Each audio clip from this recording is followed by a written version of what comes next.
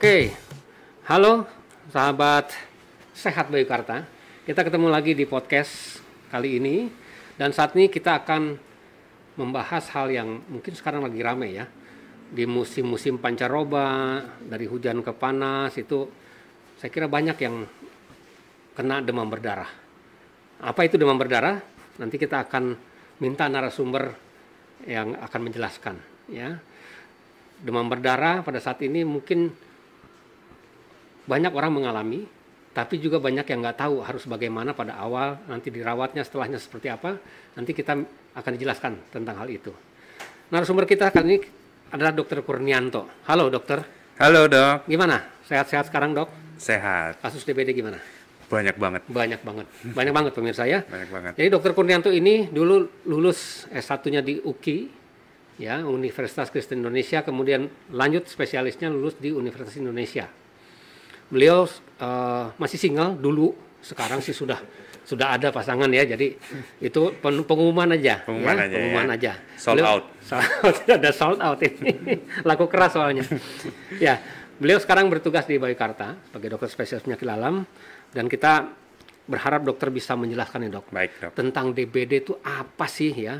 Siap. Ada orang juga bilang demam berdarah tapi nggak berdarah gitu ya.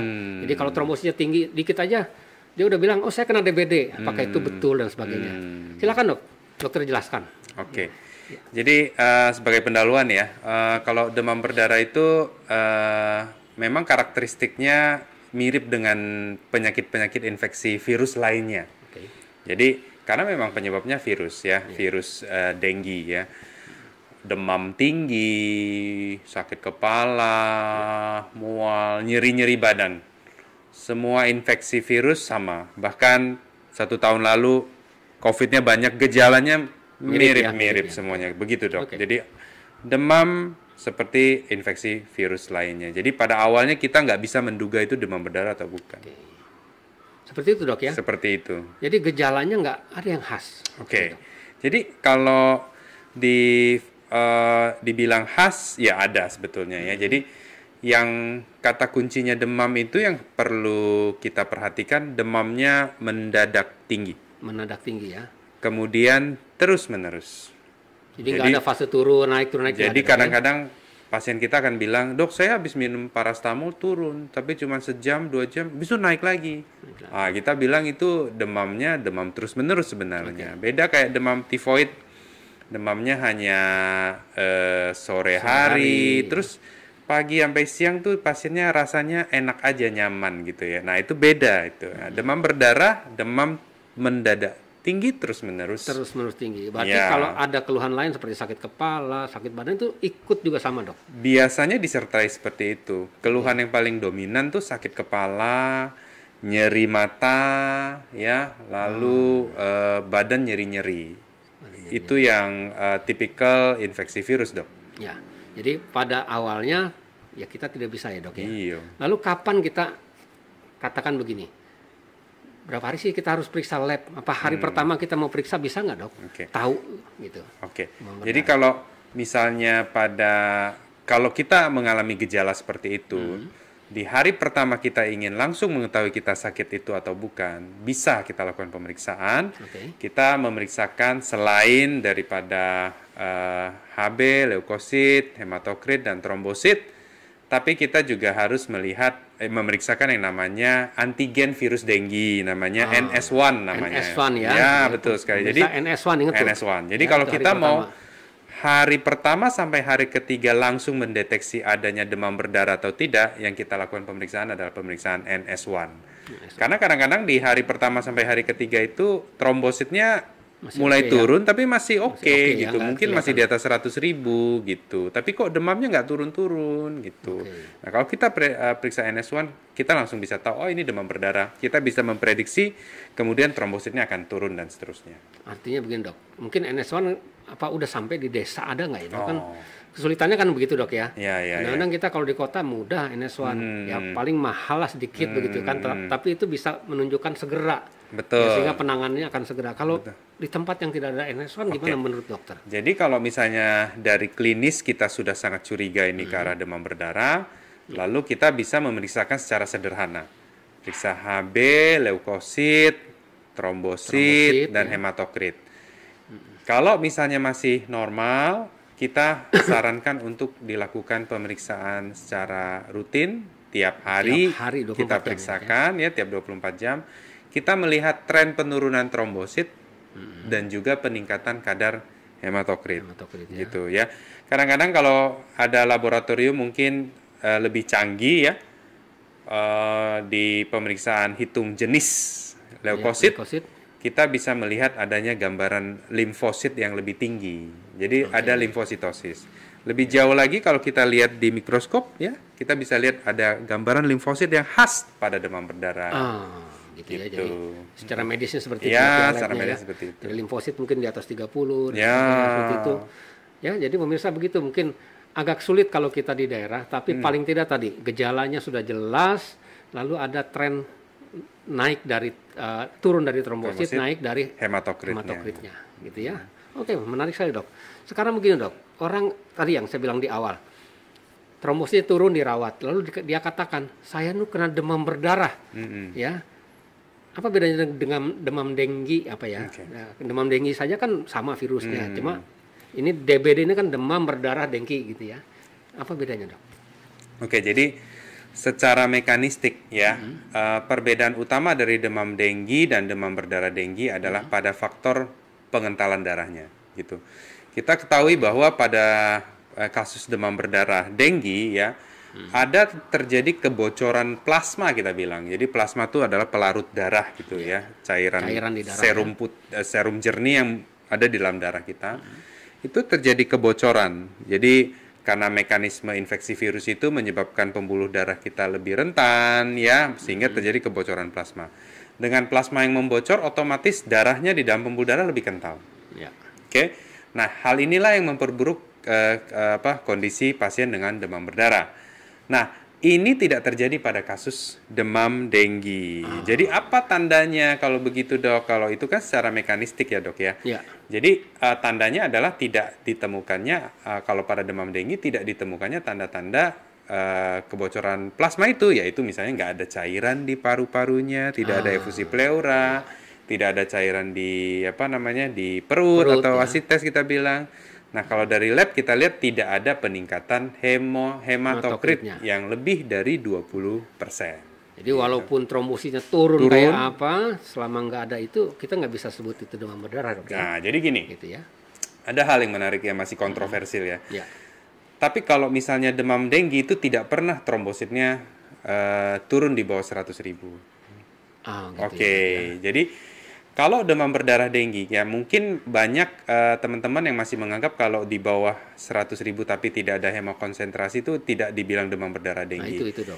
Tapi sebetulnya secara mekanistik ada hubungan kausal, ada hubungan yang erat antara trombosit yang rendah dan peningkatan hematokrit. Jadi walaupun dalam lab kita tidak menemukan adanya peningkatan hematokrit, tapi trombosit yang rendah atau trombositopenia itu adalah salah satu manifestasi tidak langsung dari hemokonsentrasi itu. Jadi tetap kalau kita by diagnosis oleh WHO, kalau trombosit di bawah 100.000, tetap kita diagnosis sebagai demam berdarah denggi. Walaupun tidak ada perdarahan, Dok ya. Walaupun tidak ada perdarahan. Nggak ada mimisan, nggak ada fungsi berdarah dan sebagainya. Betul sekali.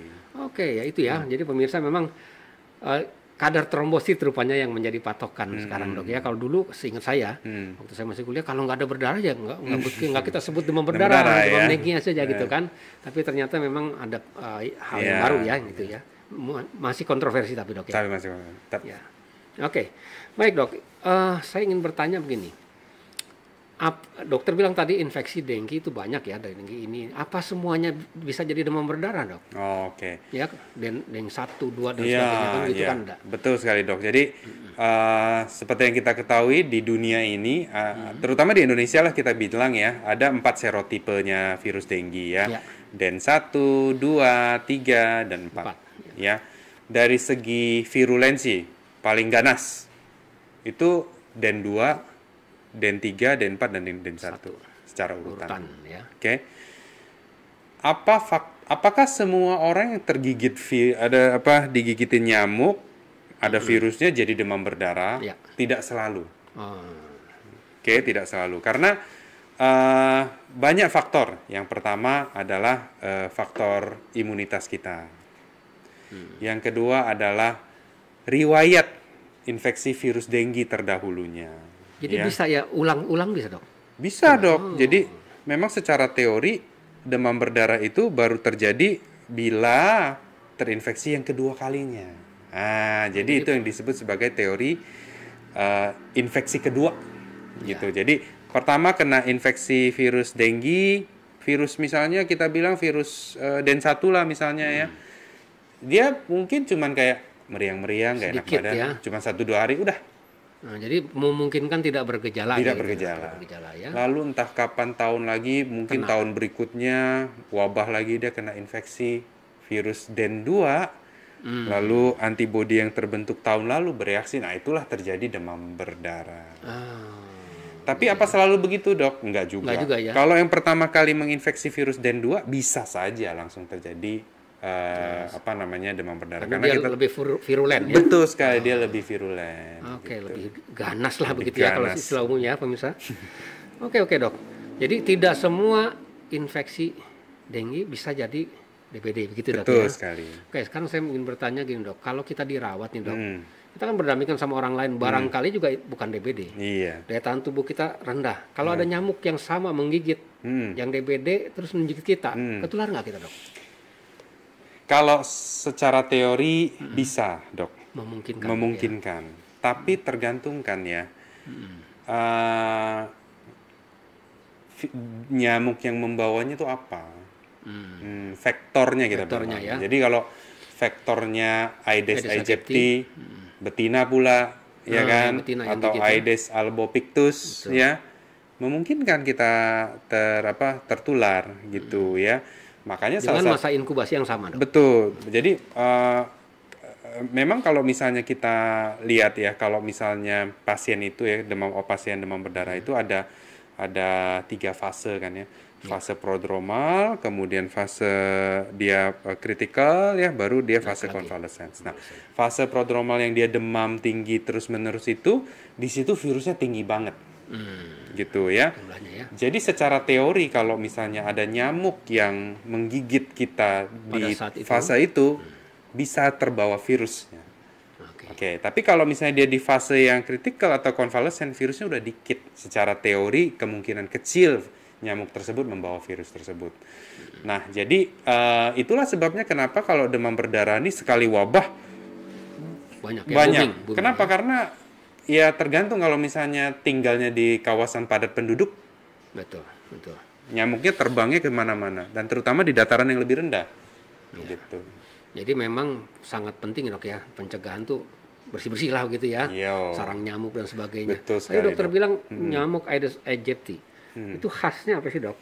Dia di air, saya ada yang bilang di air kotor dia bisa hidup dan sebagainya. Terus gigitnya kapan dan sebagainya. Mungkin dokter bisa jelaskan. Jadi Aedes aegypti ini ya vektornya tidak hanya Aedes aegypti ya, tapi juga ada namanya Aedes albopictus ya. Kalau kita lihat memang secara kasat mata ya, kakinya tuh kayak zebra gitu ya. Belang-belang kita bilang gitu ya.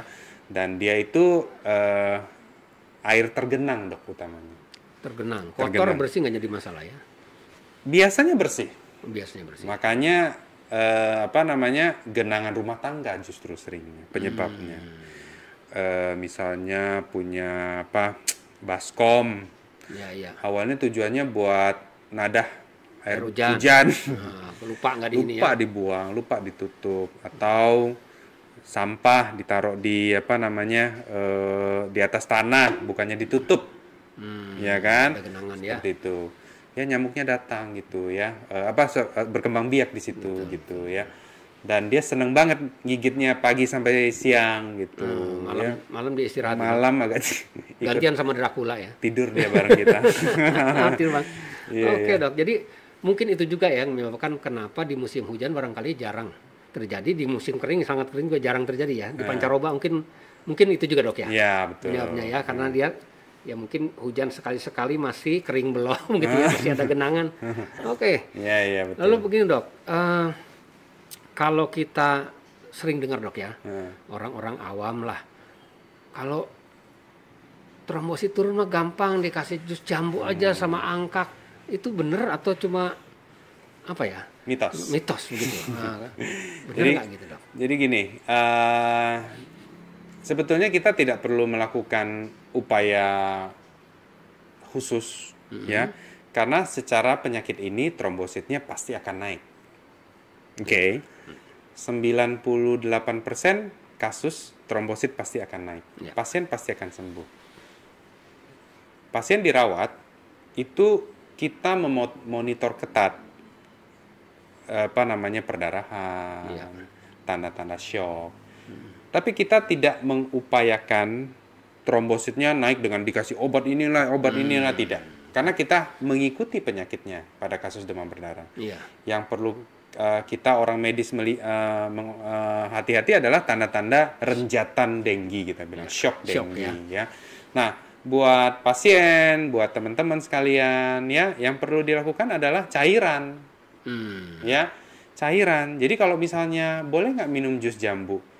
Ya boleh, tapi ada manfaatnya nggak? Gitu. Ya, ada manfaatnya? Ya belum tentu gitu. Konteksnya apa? Cairan, jusnya tuh cairan. Mungkin jus itu memberikan sensasi yang nyaman sehingga nafsu makan kita juga lebih baik. Itu bisa aja seperti itu. Tapi intinya adalah pada demam berdarah yang paling utama adalah menjaga cairannya cukup. Seperti itu dok. Oke, kalau tadi dokter bilang shock, katakan begini, hari pertama datang trombosit bagus, dokter suruh pulang misalnya kan, nanti cek lagi ya besok. Betul. Apa yang perlu kita awasi di rumah dok? Tanda-tanda shock tuh kan kalau kita begitu mengerti ya, tanda shock tuh ya nadinya akan begini, akral dingin. Kalau untuk orang awam barangkali dokter bisa bantu, apa sih ini tandanya saya harus kembali segera gitu dok? Jadi kalau misalnya secara awam, yang perlu kita perhatikan betul, mungkin di ujung-ujung jari kaki dan jari tangan kita kok dingin ya, itu yang pertama. Dingin ya. Yang kedua, kok makin lemes ya. Cepat gitu ya lemes. Ya, kok yang ketiga kok kesadarannya kok kayak tidak sadar penuh gitu, ngantuk-ngantuk gitu. Lalu juga kencing. Kencingnya terakhir kemarin, sekarang udah jam 5 sore. Ya, berarti itu menggambarkan apa sih dok sih kalau pipisnya kurang begitu? Artinya oksigenasi atau aliran darah menuju ke organ-organ penting ya. Kurang ya. Kalau ke otak dia jadi ngantuk-ngantuk saat kesadarannya tidak baik. Ke ujung-ujung tangan kita tensinya rendah jadi dingin, pucat. Ke ginjal produksi urinnya berkurang. Itu tanda-tanda shock tadi ya. Jadi pemirsa diingat tuh itu bahaya loh. Ya kalau datang sudah setelah itu barangkali akan susah penanganan dok. Betul sekali karena tapi kalau awal mungkin kita bisa lebih agresif ya. Ya. Jadi yang pertama tadi kalau tangan ujung-ujung tangan kaki dingin ya, kemudian kesadarannya mulai turun, cepat lemes dan terakhir tadi kencingnya itu mungkin jarang gitu ya, makin jarang makin sedikit dan sebagainya. Itu hal-hal penting, tolong catat loh pemirsa ya. Oke dokter. Sekarang gini dok, saya katakan saya mau pulang. Advice dokter yang terbaik apa? Saya boleh makan apa? Yang nggak boleh makan apa? Ya, apa yang harus saya lakukan dan sebagainya. Apa yang penting dok? Jadi kalau kita ini konteksnya pulang dari rawat inap. Dari rawat inap. Jadi kalau pulang dari rawat inap sebetulnya dokter sudah yakin bahwa pasiennya akan sembuh ya. Gitu. Artinya gini. Yang perlu diperhatikan selanjutnya biasanya yang mungkin pasien itu yang panik gitu ya. Kok tiba-tiba demam ya? Bisa, itu namanya demam fase konvalesen bisa. Tidak perlu panik karena biasanya cuma 1 maksimal 2 hari dia akan hilang sendiri. Itu yang pertama. Yang kedua, kok kulitnya jadi merah-merah dan gatal ya? Jangan panik. Itu juga disebut sebagai ruam konvalesen, ruam penyembuhan ya. Jadi ada kadang-kadang udah mau sembuh kok malah merah dan gatal gitu. Itu pas di awal bintik merah tapi nggak gatal gitu. Betul. Ya, itu bedanya ya. Lalu yang terakhir adalah biasanya pada 1 minggu pertama pasien disarankan istirahat di rumah saja. Tapi tidak yang disuruh tiduran terus, tidak. Artinya mobilisasi di dalam rumah saja ya. makan minum seperti biasa, tidak perlu berlebihan lagi, tidak perlu asupan cairan yang banyak seperti waktu dirawat ya. Dan tidak ada pantangan khusus terkait makanan, Dok. Kalau Bebas untuk ya. bebas. Bebas makan, pokoknya yang bergizi lah gitu Iya, ya. setuju. Tapi cairan tadi jadi Seperti penting biasa juga. lagi Seperti biasa setelah pulang ke rumah. Gitu. Oke dok, kalau dokter merawat pasien, kapan dokter pulangin dok? Kan kadang-kadang orang, saya trombositnya harus berapa sih pas saya pulang atau keluhan saya udah nggak ada nih. Iya. Nah itu barangkali dok supaya informasi juga buat pemirsa kita. Jadi seperti yang diketahui bahwa demam berdarah ini penyakit 7 hari. Ya, jadi memang 7 hari dia sakit. Ya, hari pertama sampai hari ketiga atau hari keempat demam tinggi. Hari berikutnya hari keempat sampai hari ke-6 biasanya demam turun tapi trombosit rendah. Akhir hari ke-6 sampai dengan hari ke-7 trombositnya mulai naik. Ya. Kapan boleh pulang? Pertama secara klinis, nggak ada sesak nafas, nggak ada perdarahan, ya. Kondisi umumnya sudah baik, mau makan, mobilisasi buat baik, ya. Dari laboratorium, trombositnya sudah mulai naik trennya. Kan awalnya trennya turun. Terus itu kemudian kalau turun, maaf dok, turun tuh sama naik cepat mana? Turun sama naik lebih cepat naik, Pak. Oh gitu ya. Iya. Jadi kalau misalnya kalau turun dia tuh pada hari pertama, hari kedua, hari ketiga dia turunnya tidak terlalu signifikan ya. Baru nanti dia hari keempat dia akan turun, tapi sekali dia naik biasanya naiknya cepat sekali ya, progresif gitu, ya, dok, progresif dok gitu. Jadi okay. Kalau trennya naik dan sudah dirawat dan perjalanan penyakitnya sudah hari ke-7 dan trombosit di atas 50.000. Pasien boleh pulang. Boleh pulang ya. Dengan syarat klinis tadi. Ya, gitu. Jadi udah nggak ada keluhan gitu ya, paling tidak. Ya. Di atas dan trennya naik trennya naik gitu ya. Trennya naik dan di atas 50.000. Dan gitu ya pemirsa, kadang-kadang kan ada pemirsa yang saya masih 55.000 kok udah dipulangin gitu ya. Kadang begitu dok soalnya. Oh iya. Kan karena mereka tahu harusnya normal. Harusnya gitu. normal. Tidak, kita yakin kalau ini demam berdarah pulang pun nanti trombositnya akan naik terus dan normal. Jangan khawatir. Jarang ada yang turun lagi dok ya? Tidak, kecuali sakitnya bukan demam berdarah. Oke. Lalu begini dok, kita sering mendengar ada banyak vaksinasi untuk ini. Saya jarang mendengar tentang apa ada nggak sih vaksinasi untuk demam berdarah ini? Oh, jadi gini, vaksin demam berdarah itu tidak tren ya, tidak ngetop lah. Tidak ngetop ya. Tapi ada kalau ya, dok, ditanya ada nggak? Ada sebetulnya. Jadi pernah tahun 2017 itu ada launching ya vaksin demam demam berdarah ya. Kalau nggak salah namanya Dengivax ya kalau nggak salah ya. Cuman waktu itu memang WHO tidak merekomendasikan. Kenapa? Bukan masalah efektivitas, bukan masalah keamanan, tapi sebetulnya efektivitas. Syaratnya terlalu banyak ya, dan sebetulnya cakupannya tidak masif gitu ya. Jadi memang salah satu kendala dari vaksinasi virus ini ya, kalau bisa tuh pasien udah pernah kena infeksi virus. Gitu. Jadi lebih efektif. Lebih efektif justru. Tapi kalau yang belum pernah kena infeksi virus ini nggak efektif gitu. Jadi, vaksin ini tidak efektif gitu. Jadi karena efikasinya yang nggak terlalu oke, makanya nggak populer dia. WHO pun tidak ada merekomendasikan. Bahkan Satgas imunisasi dewasa kita di Indonesia juga tidak ada rekomendasi terkait itu. Gitu. Iya kan, kalau yang lain kan banyak.